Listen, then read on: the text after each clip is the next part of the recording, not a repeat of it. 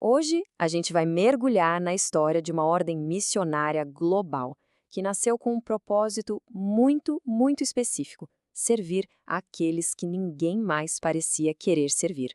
Essa é a história dos redentoristas. E tudo começa com essa pergunta, que é super atual, mas que já ecoava há muito tempo. Quem olha por quem foi deixado de lado? Foi exatamente essa inquietação que, há quase 300 anos, inspirou a criação de uma congregação com uma missão radicalmente clara. Então, para a gente entender os redentoristas, a gente precisa voltar lá no começo, na visão do seu fundador. Ele olhou para um cenário de um abandono social e espiritual gigantesco e simplesmente decidiu que precisava fazer alguma coisa. Vamos aos fatos. O nome oficial é Congregação do Santíssimo Redentor. Foi fundada por um homem chamado Afonso de Ligório, lá em 1732, numa cidadezinha da Itália chamada Scala. Mas, por trás desses dados, existe uma baita história de inconformismo, sabe? O Ligório, que era bispo e um grande teólogo, percebeu um problema sério e decidiu criar uma solução que ia totalmente na contramão da sua época. E o ponto-chave é este aqui.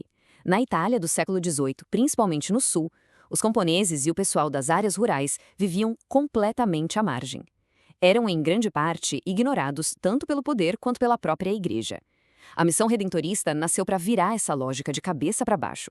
A ideia era, em vez de esperar que essas pessoas viessem até eles iriam até elas. Simples assim. Mas fica a pergunta: como é que aquela pequena semente plantada numa cidade italiana virou essa força missionária global que é hoje? A trajetória de crescimento deles é sério, impressionante. Essa linha do tempo ajuda a gente a visualizar os marcos dessa expansão.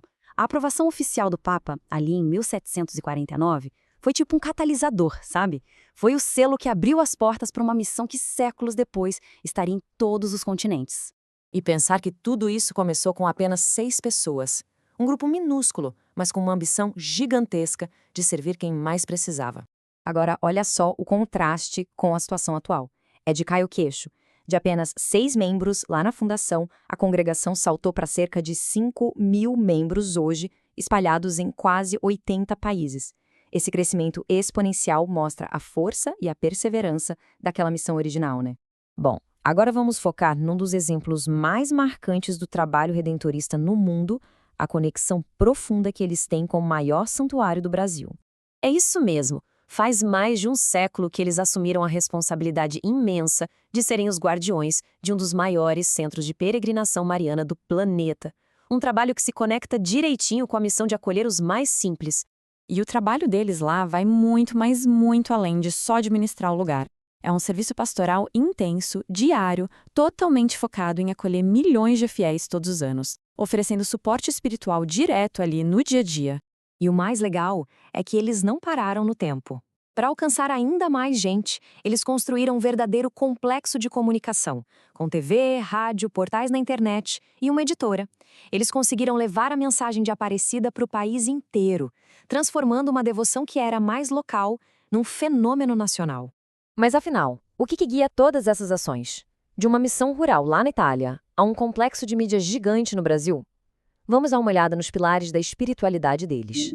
Basicamente, são esses 4 pilares que sustentam tudo o que eles fazem. Primeiro, evangelizar os pobres. Sempre o foco principal. E isso se desdobra em missões populares, em acompanhamento espiritual bem de perto e, claro, numa forte devoção a Maria. Esse conjunto é o que se chama de carisma da congregação. E essa devoção a Maria não se limita à Aparecida, não. Eles também receberam a missão global de difundir a devoção à Nossa Senhora do Perpétuo Socorro, uma tarefa que eles abraçaram com a mesma dedicação.